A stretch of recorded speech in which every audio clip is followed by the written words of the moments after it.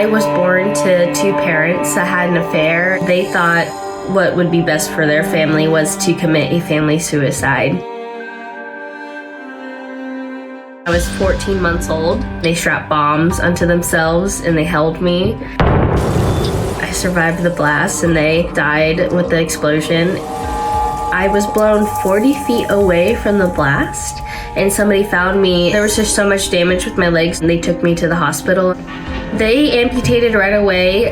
There's nothing really to save. I spent around 40 days in the hospital. The only reason I got to stay in the hospital was because every single day that I was there, somebody donated money for me to be in the hospital.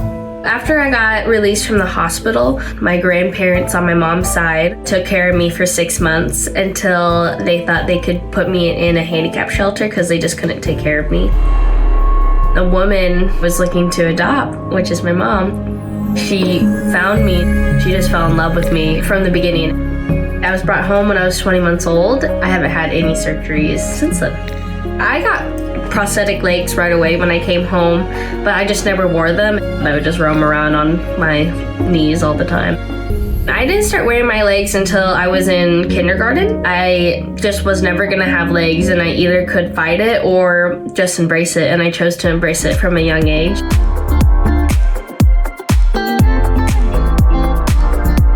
My prosthetic legs are uncomfortable and sometimes they don't fit right, but those are the cards I was dealt. And I think they're my best fashion feature ever. I mean, they're black legs. How could you not love them?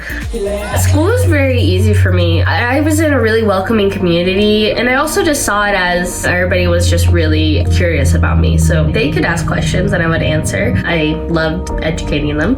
I don't really consider myself very disabled because there wasn't anything I couldn't do. I could have had a really sappy life of just feeling bad for myself, never wanting to leave the house and thinking everybody stared at me, but I chose to flip the script. When I started swimming, my mom put me in a swimming clinic and she just said just to try. It just came really easy and I really loved it and I was really good.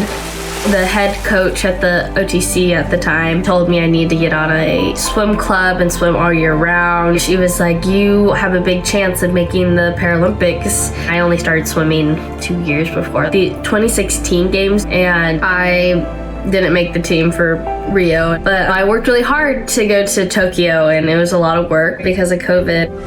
I would definitely say trials was more intense. You're really fighting for that spot on the team.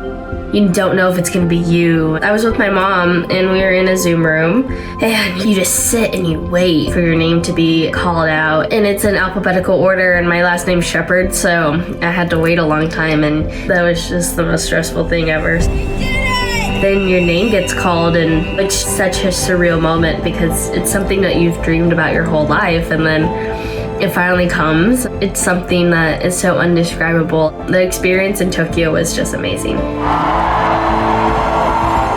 I just am a firm believer that you have complete control over your life and life is what you make it. I decided that, you know what, I was gonna be a light in this world.